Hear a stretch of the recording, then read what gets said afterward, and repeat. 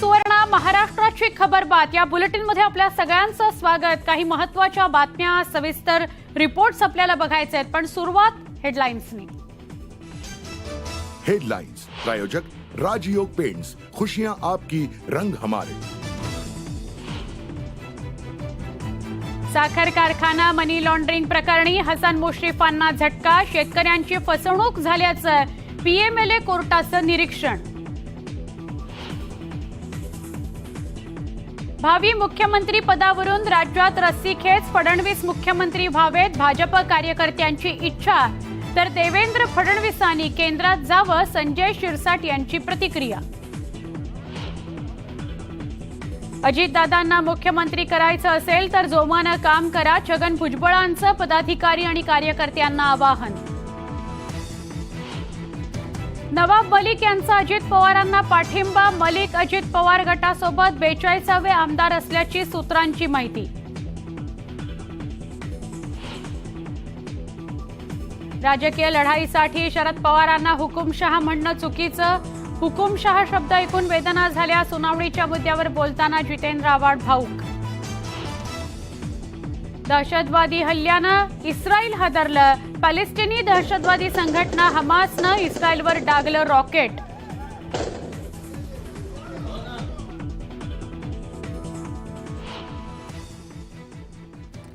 सुरुवातच एका महत्त्वाच्या बातमीनं करूया। मनी लॉन्ड्रिंग प्रकरणी वैद्यकीय शिक्षण मंत्री हसन मुश्रीफ यांना पीएमएलए कोर्टानं चांगलाच दणका दिला।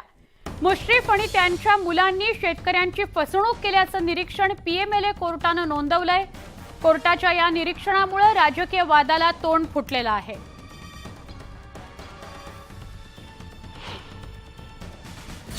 हसन मुश्रीफांना पीएमएलए कोर्टाचा दणका, मुश्रीफांकडून फसवणूक, कोर्टाचं निरीक्षण। कोर्टानं मुश्रीफांच्या सीएचा जामीन फेटाळला।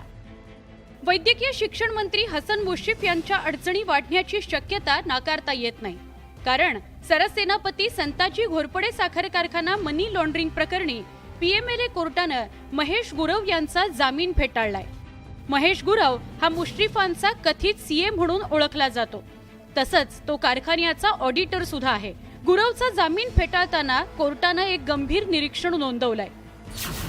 हसन मुश्रीफ आणि त्यांच्या मुलांनी संगनमतानं शेतकऱ्यांची फसवणूक केली आहे, तसंच शेतकऱ्यांकडून घेतलेले पैसे फर्ममध्ये गुंतवल्याचं दिसतंय, असं निरीक्षण पीएमएलए कोर्टानं नोंदवलंय। पीएमएलए कोर्टानं महेश गुरव यांचा अटकपूर्व जामीन अर्ज फेटाळल्यानं हा महेश गुरव यांना दणका नाही, तर हा हसन मुश्रीफ यांना दणका मानला जातोय। कारण याच प्रकरणामध्ये आबिद, साजिद आणि नावेद हसन मुश्रीफ यांची 3 मुलं, त्यांचाही अटकपूर्व जामीन अर्ज अर्थात सुनावणीवर सुनावणी सुरू आहे, त्याचाही निकाल अद्याप बाकी आहे। खरं तर हे काँग्रेस आघाडीच्या काळातलं प्रकरण आहे। 2011ला काँग्रेस आघाडी सरकारच्या काळात कामगार मंत्री असताना हसन मुश्रीफांनी कोल्हापूरमध्ये सरसेनापती संताजी घोरपडे साखर कारखाना सुरू केला। त्यांनी शेतकऱ्यांकडून शेअर्सच्या नावाखाली प्रत्येकी 10,000 रुपये घेतले होते। तो पैसा मुश्रीफांनी वैयक्तिक फायद्याकरता वापरल्याचा ईडीचा आरोप आहे।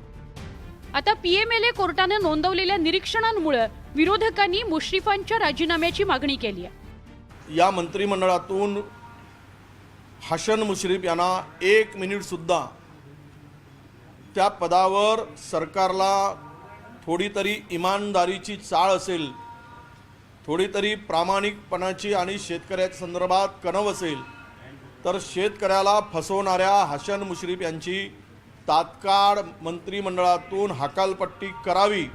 सत्ताधाऱ्यांनी कोर्टाच्या या निरीक्षणावर सावध प्रतिक्रिया घेतली आहे। त्यांची कारवाई कुठं मागितली कोणी? त्यांची कारवाई जे काही त्यांच्याकडे जे हलाय, त्याचं मला पूर्ण माहिती नाही हसन मुश्रीफबद्दल काही, पण अजितदादासोबत जे लोक आले आहेत त्यांनी एक तर मान्य केलं की देशामध्ये मोदीजींच्या नेतृत्वामध्ये भारत पुढे न्यायचा आहे।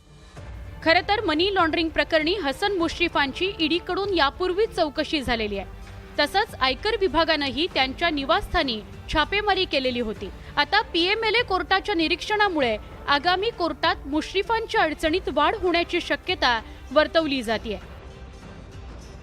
मुंबईहून प्रशांत बागसह ब्युरो रिपोर्ट, न्यूज 18 लोकमत।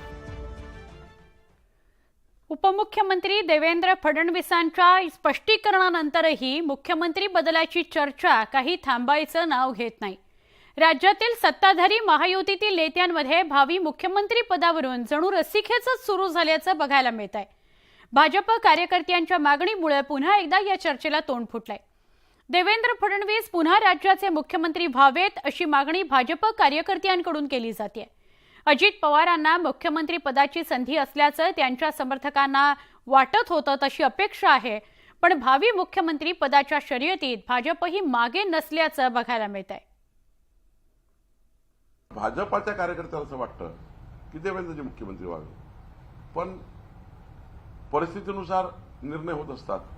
शेवटी आमचं केंद्रीय पार्लमेंटरी बोर्ड आणि आमचे तीनही नेते राज्याचे हे बसून जो निर्णय करतील तो अंतिम आहे, त्याला मान्यता असणार आहे अंतिम. पण व्यक्त होणे आणि भावना व्यक्त करण्यात मला वाटतं काय अडचण नाही. देवेंद्र फडणवीस साहेब मुख्यमंत्री व्हावेत, कोणाला वाटतं अजितदादा व्हावेत, मला वाटतं की एकनाथ शिंदे साहेब मुख्यमंत्री व्हावेत. हे आपण वाटतं याच्यावर राजकारण चालत नाही. तर जो ह्याचा निर्णय योग्य वेळेला तसं घेतील ना, आपले जे काही नेते आहेत ते नेते निर्णय घेतील. मला आता मी आजच बोललो की मलाही असं वाटतं की बा देवेंद्र फडणवीस साहेब चांगला नेता हा केंद्रामध्ये गेला पाहिजे. अजित पवारांनी मोठ्या हट्टानं पुण्याचे पालकमंत्रीपद पदरात पाडून घेतले. मात्र भाजपच्या कार्यकर्त्यांनी चंद्रकांत पाटील हे आजही सहपालकमंत्री असल्याचं जाहीर करत जिल्हा नियोजनातील आपलं वर्चस्व कायम ठेवलंय. पुण्यामध्ये अजितदादा पुन्हा पालकमंत्री पदावर आल्यापासून अनेकांनी चंद्रकांत दादांना पुन्हा कोल्हापूर पाठवण्याचे मनसुबे रचलेत. त्यात अगदी स्वपक्षीय देखील मागे नाहीत. म्हणूनच स्वतः चंद्रकांत पाटलांनीच आपण कुठेही जाणार नसल्याचा संदेश देण्याकरता पुणे जिल्हा प्रशासकीय आढावा बैठकांचा धडाका सुरूच ठेवलाय. ही एक पॉलिटिकल ऍडजस्टमेंट आहे. याचा अर्थ असा नाही की राष्ट्रवादीच्या अजितदादांना पालकमंत्री केलं. दादा हे कॅबिनेट मंत्री आहेत. पुण्याच्या विकासाच्या संदर्भात जेव्हा जेव्हा निर्णय होतील त्या निर्णय प्रक्रियेमध्ये दादा हे निश्चित असतील. अन्य जे मंत्री असतात पालकमंत्र्यांच्या सोबत हे सहपालकमंत्री असतात, असं घटनेमध्ये नियम आहे. सहपालकमंत्रीपद असू शकत नाही. फार तर पक्षाच्या दृष्टिकोनाने संपर्क मंत्री म्हणून भारतीय जनता पक्षाच्या कार्यकर्त्यांना समाधान वाटावं, त्यांनी इकडे चलबिचल होऊ नये किंवा इकडे तिकडे जाऊ नये म्हणून संपर्क मंत्री म्हणून करतात. पुढच्या बातमीकडे वळूया. राज्यातील सत्ताधारी महायुतीतील नेत्यांमध्ये भावी मुख्यमंत्री पदावरून सुरू झालेली रस्सीखेच संपण्याचं काही नाव घेत नाही. भाजपकडून मुख्यमंत्री पदाकरता फडणवीसांचं नाव पुढे येत असतानाच आता राष्ट्रवादी काँग्रेसनं अजित पवार सीएम व्हावेत अशी इच्छाच भरसभेत बोलून दाखवली. अजित पवारांना सीएम करण्याकरता जोमाने कामाला लागण्याचे आदेशच कार्यकर्त्यांना नाशिकच्या सभेतून देण्यात आलेत. त्यामुळे राज्यात पुन्हा एकदा मुख्यमंत्री पदाच्या खुर्चीवरून रस्सीखेच असल्याचं बघायला मिळालं. पण सगळे म्हणतात की दादा मुख्यमंत्री झाले पाहिजे, दादा मुख्यमंत्री कसे होणार? त्यासाठी तुम्हाला काम करावं लागेल. स्टेजवर असलेले सगळे लोक त्यांना काम करावं लागेल. आणि आज असलेला 45चा आकडा जो आहे हा 80-90 वर नेऊन ठेवला पाहिजे आमदाराचा. त्यावेळेला दादा मुख्यमंत्री होतील. त्यावेळेस त्याच्यासाठी तुम्हाला आम्हाला झटावं लागेल, काम करावं लागेल. दादांनी काही मागितलं का नाही मागितलं, पण मी सकाळपासून पाहिलं प्रत्येक ठिकाणी दादांचं स्वागत झालं. तिथं प्रत्येकानं सप्तशृंगीला एक मागितलं का दादा मुख्यमंत्री व्हावेत. आपण सुद्धा सगळ्यांनी साकडं घालू, दादा मुख्यमंत्री झालेच पाहिजे. निवड साकडं घालून चालणार नाही. तर आपल्याला तेवढं झटावं लागेल, लोकांपर्यंत जावं लागेल. आता जी सत्तेत सहभागी असणारी मंडळी आहेत त्यांना माझा एवढा सल्ला आहे की कोणाला मुख्यमंत्री व्हायचं आहे, कोणाला उपमुख्यमंत्री व्हायचं आहे, आणखीन काय त्यांना मंत्री व्हायचं असेल, सत्तेमध्ये एकत्र असताना काही विधानं आपण काही विधानं करण्यापूर्वी काही मर्यादा लक्षात घेतल्या पाहिजे. उपमुख्यमंत्री अजित पवार गटासोबत 41 आमदार आहेत. त्यांची नावं मीडियात आणि सोशल मीडियातही झळकली. मात्र एक नाव या यादीत नव्हतं. ते नाव आता 42व्या क्रमांकावर आहे. पाहूयात स्पेशल रिपोर्ट.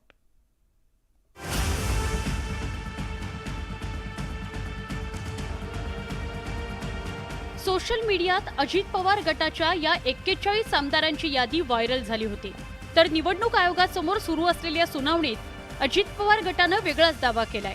41 नव्हे तर 42 आमदार आपल्या बाजूने असल्याचा दावा करण्यात आलाय.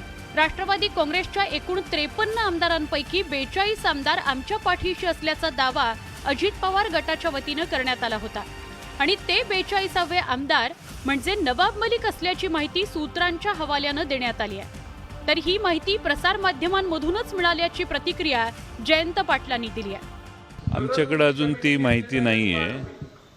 ते त्यांना प्रसारमाध्यमांशी बोलण्यास मज्जाव कोर्टाने केलेला आहे, त्यामुळे ते काही बाहेर बोललेले नाही आहेत. त्यामुळं तुम्ही जे म्हणताय ते काय आम्ही अजून ऐकलेलं नाही आहे. मला या सध्या सगळ्याबद्दल मला आता कोण कोणाच्या गटात आणि कोण कोणाला पाठिंबा देतं आता हे दूरची गोष्ट आहे. ऑलरेडी सुनावणी सुरू झालेली आहे. आता कोण कोणाकडे याच्यावर काही चर्चा करण्यात अर्थ नाही. नवाब मलिकांना तुरुंगातून बाहेर काढण्यामागे अजित पवार असल्याची चर्चा सध्या राजकीय वर्तुळात सुरू आहे. गोवावाला कंपाऊंडमधील मनी लॉन्ड्रिंग प्रकरणी नवाब मलिकांना ईडीनं 23 फेब्रुवारी 2022ला अटक केली होती. त्यानंतर नवाब मलिकांना 11 ऑगस्ट 2023ला जामीन मंजूर झाला. जामीन मिळाल्यानंतर नवाब मलिकांनी त्यांच्या आधीचा आक्रमकपणा सोडून दिला. महाविकास आघाडीच्या सरकारमध्ये नवाब मलिक भाजपच्या नेत्यांवर तिखट टीका करत होते.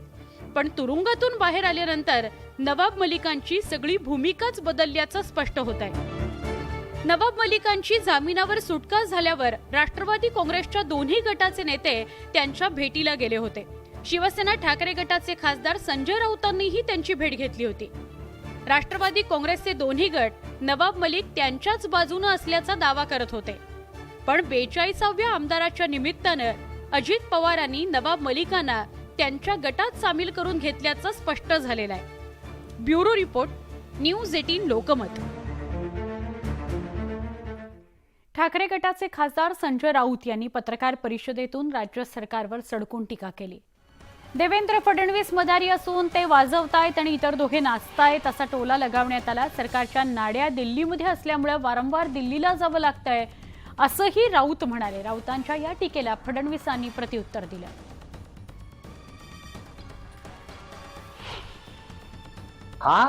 देवेंद्र डमरू वाजवतायत, डमडम डमडम डमडम, आणि 2 बंदर नाचतायत. दुसरं त्यांच्या हातात आहे काय? नाच मदारी. संजय राऊतांना मी कधीच उत्तर देत नाही, कारण उत्तर देण्याच्या लायकीचे ते नाहीत. लायकीचे नाही याचा अर्थ असा आहे की ते काहीही बोलतात, आणि जर काही बोलणारा व्यक्ती आहे त्याला काय उत्तर आपण द्यायचं. शरद पवार आपल्या मर्जीनुसार पक्ष चालवतायत असा दावा अजित पवार गटाकडून निवडणूक आयोगासमोर करण्यात आला. मात्र तो युक्तिवाद शरद पवार गटाच्या चांगल्या जिव्हारी लागलाय. त्यामुळे आता नवा राजकीय वाद उफाळून आलेला आहे. कालपर्यंत जे विठ्ठल म्हणत होते, काल आमचे साहेब दैवत आहेत आम्हाला. आम्ही साहेबांच्या विषयात आमच्या मनात काहीच नाहीये असं म्हणणाऱ्यांना मी प्रश्न विचारू इच्छितो की तुम्ही असं कसं म्हणू शकलात की साहेब हुकुमशाह आहेत.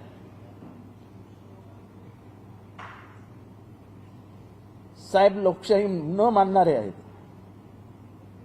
हे तुमचे वकील कसे काय म्हणू शकले?